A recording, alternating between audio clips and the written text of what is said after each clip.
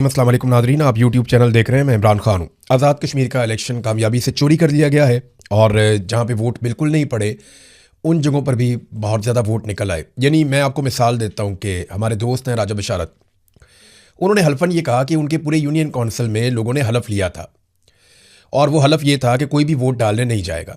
यानी वो ये कहते हैं कुत्ता भी पोलिंग स्टेशन के करीब नहीं गया, इंसान तो बहुत दूर की बात है, कोई भी वोट डालने के लिए वहाँ नहीं गया। लेकिन फिर वहाँ से बहुत सारे वोट निकल आए, 90% तक के वोट निकल आए।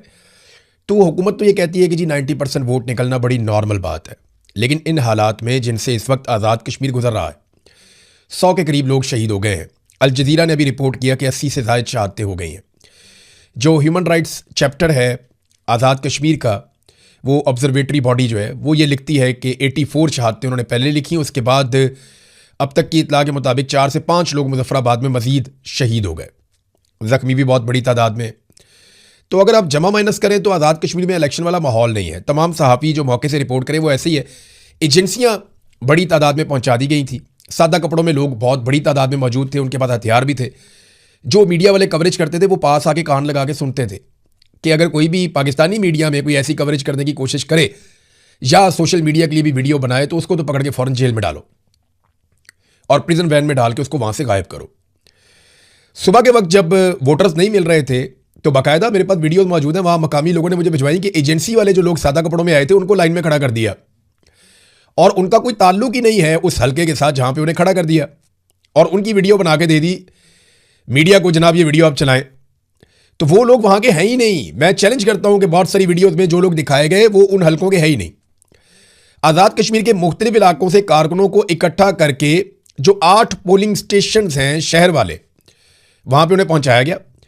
जब उन लोगों से पूछा गया आपका किस इलाके से ताल्लुक है तो उनमें से कोई भी उस पोलिंग स्टेशन का वोटर या सपोर्टर नहीं था। लेकिन वहाँ पे गहमा गहमी दिखानी थी क्योंकि DSNGs पहुँच गई थी चैनल्स की कवरेज करने के लिए, ARY एक्सप्रेस, जियो, ये सारे वहाँ पे आ गए थे और क्योंकि इन्होंने कवरेज करनी थी तो फौरी तौर पे फुटेज भेजनी थी। तो एजेंसियों ने पहले अपने बंदे खड़े कर दिए, फिर आसपास के इधर उधर के हल्कों से, इलाकों से पॉलिटिकल पार्टीज को हुक्म दिया गया कि अपने कारकुन यहाँ पहुँचाएं, चाहे वो इस हल्के के हैं या नहीं है। बिल्कुल इररेलेवेंट रही आवाम, तो 10% के आसपास वोटिंग हुई है, लेकिन हज़ारों वोट निकल आए जाली फार्म 47 पे नवाज शरीफ की पार्टी के। तो अब आज़ाद कश्मीर का इलेक्शन चोरी करने के बाद नून लीग को सादा अक्सरियत, अब तक ऐसा लगता है कि दिलवा दी गई, उन्हें सादा अक्सरियत मिल गई है। एक खबर यह चलती है कि नून लीग और एस्टेब्लिशमेंट में लड़ाई चल रही है और इनके अंदर कोई इख्तलाफ पैदा हो गया है। दूसरी खबर यह चलती है कि जनाब नून लीग की हुकूमत बन गई आज़ाद कश्मीर में और वो भी मिलिट्री एस्टेब्लिशमेंट की पूरी सपोर्ट के साथ। तो इनमें से एक ही चीज़ ठीक हो सकती है ना। देखिए मैं आपको बड़ा क्लियरली ये बता देता हूं जो मेरी समझ आए सारे मामले में। नून लीग और एस्टेब्लिशमेंट में इख्तलाफ जरूर हो सकता है किसी बात के ऊपर, किसी एक नुक्ते के ऊपर, लेकिन लड़ाई नहीं हो सकती क्योंकि ये एक दूसरे की इंश्योरेंस पॉलिसी है। नवाज शरीफ और जरदारी ये कभी भी फील्ड मार्शल आसिम मुनीर से नहीं बिगाड़ेंगे क्योंकि ये जानते हैं कि इमरान खान से इन्हें अगर किसी ने बचाया हुआ है तो वो फील्ड मार्शल आसिम मुनीर है। अगर इमरान खान साहब को फौज रुकावट ना बने और मिलिट्री एस्टेब्लिशमेंट और एजेंसियां अदालत के ऊपर से दबाव खत्म कर दें और इमरान खान साहब के मामलात को कानून के मुताबिक देखा जाए तो ये एक हफ्ता भी इमरान खान का मुकाबला नहीं कर सकेंगे। वो फौरी तौर पे बेल करवा के बाहर आएगा और इनका जीना हराम कर देगा और ये 1 महीना भी सस्टेन नहीं कर पाएंगे जितनी बड़ी अवामी कुव्वत उसके साथ है। तो अगर इमरान खान को जेल में रखना है और निशान इबरत बनाना है या उससे जान छुड़ानी है तो उसके लिए आसिम मुनीर की ज़रूरत है, नवाज शरीफ को और जरदारी को। और सियासत के सीने में दिल बिल्कुल नहीं होता, ये आप खातिर जमा रखिए। नवाज शरीफ को अपने ख़ानदान से बाहर कोई नहीं मिला वज़ीर आज़म बनाने के लिए, अपने ख़ानदान से बाहर कोई नहीं मिला वज़ीर आला बनाने के लिए, तो आपको लगता है कि वो किसी और को इक़्तिदार में आने देगा। और आसिफ अली जरदारी की वाहिद ख्वाहिश यही है कि उसका बेटा किसी तरह वज़ीर आज़म बन जाए उसकी ज़िंदगी में, और उसके लिए वो एस्टेब्लिशमेंट के हाथ मजबूत करने के लिए तैयार है और सिंध का पानी तक बेच देने के लिए तैयार है, जो उसने किया भी और कहा भी। तो ये आसिम मुनीर से नहीं लड़ेंगे क्योंकि इमरान खान को कंट्रोल करने के लिए इन्हें आसिम मुनीर की मदद चाहिए। और ये भी मैं आपको बताऊं कि आसिम मुनीर को भी सस्टेन करने के लिए, मौजूद रहने के लिए और अपने वजूद को बरकरार रखने के लिए उसको भी ज़रूरत है आसिफ अली जरदारी और नवाज शरीफ की सपोर्ट की या नून लीग और पीपल्स पार्टी की सपोर्ट की। उनके बगैर वो भी कुछ नहीं है। यानी अगर पॉलिटिकल सपोर्ट हट जाए तो वो तो सिर्फ एक डिक्टेटर रह जाएगा ना, और डिक्टेटर जो है वो उसको उसकी एक्सेप्टेंस बहुत कम हो जाती है। बात तो लॉजिकल लगती है। अब नादरीन एक चीज़ और मैं आपके साथ शेयर करता हूं कि ये टर्नआउट जो है आज़ाद कश्मीर का, ये इतना ज़्यादा कैसे हो जाता है ये समझ ही नहीं आती। अल जजीरा रिपोर्ट कर रहा है, बाकी आलमी मीडिया रिपोर्ट कर रहा है कि आज़ाद कश्मीर में लोगों ने बाइकआउट किया और वो वोट नहीं डालना चाहते, लेकिन इसके बावजूद जनाब फॉर्म 47 जारी हुए और उसके मुताबिक नून लीग को जितवाया गया। देखिए, एस्टैब्लिशमेंट को लगता क्या है, ये जो वहाँ इस वक्त सेक्टर कमांडर है या जो पूरा एक ऑपरेटर्स काम कर रहा है एजेंसियों का, या आप मिलिट्री एस्टैब्लिशमेंट का कह लें, उनके दिमाग में ये है कि जैसे ही आज़ाद कश्मीर में एक नई हुकूमत बन जाएगी तो मामला टल जाएगा, लंबे अरसे के लिए टल जाएगा और हम आज़ाद कश्मीर पे अपना कंट्रोल मुकम्मल कर लेंगे और मजबूत कर लेंगे, उन्हें यह लगता है। लेकिन क्या यह हो सकता है? इसका जवाब है, यह नहीं हो सकता। वो क्यों? 8 फरवरी 2024 को पाकिस्तान की पूरी मिलिट्री एस्टेब्लिशमेंट यह समझती थी कि अगर एक मरतबा ये इलेक्शन हो गए और इनके नतायज आ गए और फिर एक नई हुकूमत बन गई तो फिर मामला हल हो जाएगा, फिर चीजें कंट्रोल में आ जाएंगी। लेकिन आप ये देखिए कि अब जो मिलिट्री एस्टेब्लिशमेंट का सबसे बड़ा माउथ पीस है, जो सबसे बड़ा उनका तोता है, वो खुद बोल रहा है, मोहसिन नकवी, कि जनाब निज़ाम पूरा का पूरा कोलैप्स कर गया है। कोलैप्सिए बेचारे जो हैं, कोलैप्सिए वो लोग हैं जिनको निज़ाम बनाकर दिया गया था, नवाज शरीफ, जरदारी, ये तजर्बाकार सारे जो कहते थे हम बहुत तजर्बाकार हैं, पाकिस्तान को ज़मीन से आसमान पर ले जाएंगे, यहां से ये मुल्क ऊंची उड़ान की तरफ जाएगा। हमने जनाब उड़ान पाकिस्तान लेकर आ गए, SIFC लेकर आ गए, बहुत सारा कुछ। तो ये जितने भी लोग थे जो बड़े बड़े दावे करते थे, ये सारे कोलैप्सिए हैं। ये पाकिस्तान के कोलैप्स करने में या निज़ाम के कोलैप्स करने में इन्होंने अपना पूरा रोल प्ले किया। निज़ाम तो चल ही नहीं रहा ना। निज़ाम खड़ा हुआ किस चीज़ पे, उसकी बुनियाद किस चीज़ पे? एक जाली इलेक्शन के ऊपर, एक 2 नंबर इलेक्शन के ऊपर, एक ऐसे आर्मी चीफ के ऊपर जिसके पास इस्तिस्ना भी है और एक्सटेंशन भी है। और ये शरीयत के लिहाज से या आइन के नुक्ता नज़र से ये दोनों चीज़ें गलत हैं। एक जाली अदलिया के ऊपर निज़ाम खड़ा किया गया, एक ऐसी अदलिया के ऊपर जिसका पहले वजूद ही नहीं था। आपने जाली असम्बली बनाई, उससे जाली तरामीम की, आपने आइन के अंदर डाका मारा और आपने नई अदालतें बना ली अपनी मर्जी की। तो पूरा निज़ाम ये गलत बुनियाद के ऊपर खड़ा हुआ है। तो जब आप बुनियाद गलत डालेंगे ना तो इमारत पूरी की पूरी कोलैप्स करेगी। इसी तरह आज़ाद कश्मीर में गलत बुनियाद रख दी गई है। ये निज़ाम चलना नहीं है वहां पे। जो कोलैप्सियों का तजर्बा पाकिस्तान में हुआ ना, वही आज़ाद कश्मीर में भी होगा। ये आप लिख के महफूज करके अपने पास रख लें, वैसा ही होगा जैसा पाकिस्तान में हुआ। अच्छा, नून लीग के लोग जो है ना वो तारीफें कर रहे थे, नारे लगा रहे थे, खुशियां मना रहे थे। तो मरियम औरंगजेब की एक वीडियो आई मेरे पास, मैं वो देख रहा था। मरियम औरंगजेब आप जानते हैं, साबिक इंफॉर्मेशन मिनिस्टर थी, मरियम नवाज की बहुत ख़ास है। तो मरियम नवाज पाक फौज के नारे लगाना शुरू हो गई इस सारे माहौल में। अब आप ज़रा सोचें कि इलेक्शन हो रहा है, पॉलिटिकल पार्टीज आपस में इलेक्शन लड़ रही हैं, सबसे बड़ी पॉलिटिकल पार्टीज ने बाइकआउट किया हुआ है। ज्वाइंट अवामी एक्शन कमेटी जिसके साथ सारा आज़ाद कश्मीर बड़ी तादाद में खड़ा है, उसने भी बाइकआउट किया हुआ है और वो पाक फौज जिंदाबाद के नारे लगा रही है इलेक्शन जीतने के बाद। फौज को ये बात सोचनी चाहिए बतौर इदारा कि आसिम मुनीर की कार्रवाइयों की वजह से ये फौज अब ऐसा लगना शुरू हो गया सिर्फ नून लीग की फौज है। ये जमात इस्लामी की नहीं है, तहरीक इंसाफ की नहीं है, ये पीपल्स पार्टी की नहीं है, ये ANP की नहीं है, ये MQM की नहीं है। MQM तो खुद फौज की है, यानी वो तो हमेशा मिलिट्री एस्टेब्लिशमेंट के साथ चलते हैं, कुछ और जमातें भी।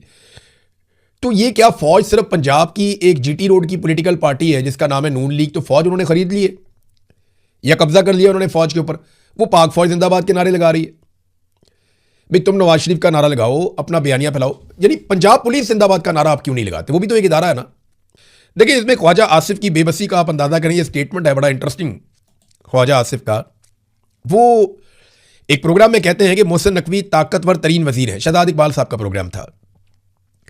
कई मामलात में वजीर आजम को भी जवाबदेह नहीं होते मोहसिन नकवी, इतने ताकतवर वजीर हैं। काबीना इजलास में सिर्फ 2-3 बार उन्हें देखा है, पार्लियामेंट में 7-8 बार आए होंगे। अगर मोहसिन नकवी कह रहे हैं कि सिस्टम नाकाम हो चुका तो फिर हमें घर चले जाना चाहिए। कैसी बेबसी का इजहार कर रहा है वजीर दिफा आपका। अच्छा, ये वजीर दिफा है, इसके अंडर में एक सेक्रेटरी दिफा है और उसके अंडर में एक आर्मी चीफ है। आप अंदाजा करें कि वो आर्मी चीफ का जो अजीज है वो वजीर दिफा का जो बॉस है उसका बॉस बना हुआ है, यानी वजीर आजम से भी तगड़ा है। तो यहां जिसकी लाठी उसकी भैंस, ये वाला निजाम चल रहा है। ये मुल्क किसी किताब के साथ, किसी उसूल के साथ, किसी ज़ाब्ते के साथ, किसी आइन के साथ ये नहीं चल रहा, किसी कायदे कानून के साथ नहीं चल रहा, ये डंडे के साथ चल रहा है। जिसके पास डंडा है, पैसा है, इख्तियार है, उसकी मर्जी है। वो देखा ना आपने, जज के बच्चे ने, जज आसिफ, उसके बच्चे ने 2 लड़कियों को गाड़ी के नीचे देकर मारा, कत्ल किया। 2 लड़कियों को, नौजवान लड़कियों को गाड़ी के नीचे देकर मारा। गाड़ी भी इलीगल, नॉन कस्टम, लाइसेंस भी नहीं उसके पास, और वो माइनर था, उसने जाकर मारा। उसके बाप पे पर्चा होता, उसके बाप को इस्तीफा देना पड़ता, ये सारा कुछ होना चाहिए था। हुआ क्या? वो बच्चा 3-4 दिन में अपने घर चला गया और वो खून भी माफ हो गया, एजेंसियां पड़ गई, सारे आ गए, जिसकी लाठी उसकी भैंस, सब मिले। अब वो जज कभी भी इंसाफ कर सकेगा? जब कभी एक कोई मिलिट्री एस्टेब्लिशमेंट से फोन जाएगा तो जज वही करेगा जो उसको कहा जाएगा। अब इमरान खान साहब ना कुछ बातें ऐसी कर गए हैं जो एग्जैक्टली वही हम पाकिस्तान में होता हुआ देख रहे हैं और लगातार होता हुआ देख रहे हैं। जो इमरान खान के स्टेटमेंट है ना, वो एक एक करके सारे सच साबित हो रहे हैं। जर्नैलों के बारे में इमरान खान ने एक बात की थी, ये सिस्टम कोलैप्स इसलिए कर गया कि इसको जर्नैलों ने बनाया था। उनके दिमाग लड़ने के लिए ट्रेंड है, हमला करने के लिए ट्रेंड है, या हमला रोकने के लिए ट्रेंड है। वो मुल्क चलाने के लिए ट्रेंड ही नहीं है उनके दिमाग, उनकी वो ट्रेनिंग ही नहीं है। वो हर वक्त मारो, मर जाओ, कत्ल करो, ये वो इसी मोड में रहते हैं। तो उनको मेरे ख्याल में जंगों में एंगेज रहना चाहिए, लड़ाई में एंगेज रहना चाहिए, इन चक्रों में नहीं आना चाहिए। इमरान खान ने क्या कहा था सुने, उन्होंने कहा कसूर जर्नैलों का भी नहीं है बल्कि ये इदारे की तरबियत है। इनके पास मुल्क चलाने का विजन ही नहीं है, इनकी तरबियत ही नहीं है बहस करने की, इज्तिहाद करने की या इख्तिलाफ राय की। चर्चिल ने कहा था कि जर्नैल का काम जंग लड़ना है, फैसला सादी की सलाहियत उनके पास होती ही नहीं है। कायद आज़म ने भी यही कहा था कि तुम्हारा काम जो है वो पॉलिसी बनाना नहीं है, पॉलिसी अवाम के मुंतखब नुमाइंदे बनाएंगे, तुम सिर्फ उसके ऊपर अमल दरामद करोगे। फिर इमरान खान ने कहा कि इन जर्नैलों को बस ऐसा टारगेट देना चाहिए जैसे जाओ पहाड़ पर चढ़ाई करके फदा कर दो, बस आप इनको बताएं इधर चढ़ जाओ भाई जाओ। जब इनको मुल्क चलाने का कहोगे तो मुल्क नहीं चलेगा, ये इमरान खान ने कहा था। और आज मोहसिन नकवी जो सबसे बड़े जर्नैल का माउथ पीस है, वो ये कहता है कि इमरान खान ने ठीक कहा था, जर्नैल एक मरतबा फिर मुल्क को चलाने में नाकाम हो चुके हैं, वो कामयाब नहीं हुए। अब नाज़रीन इस बात पे आ जाएं कि पाकिस्तान तहरीक इंसाफ के लोग, मेरे से एक सवाल भी किया, कुछ लोग यहाँ पे सवालात पूछते भी हैं कि जी क्या इस मौके से फ़ायदा उठाना चाहिए कि कश्मीरी निकले हुए हैं, मोमेंटम बना हुआ है, निज़ाम कोलैप्स कर गया। तो मेरा जवाब सीधा सीधा ये है कि पीटीआई को जो करना है ना वो खुद ही करना पड़ेगा। लेकिन अलीमा खानम कह रही है कि अब ना आपने गोलियां खानी है और ना किसी ने गोलियां मारनी है, क्योंकि ये सिपाही भी हमारे बच्चे हैं, फौजियों के बच्चे भी हमारे बच्चे हैं। शहादतें किसकी हो रही हैं? सिपाहियों की और अवाम की। फौजियों ने भी इमरान खान को वोट दिया था, पुलिस वाले भी कहते हैं कि इमरान खान को निकालें।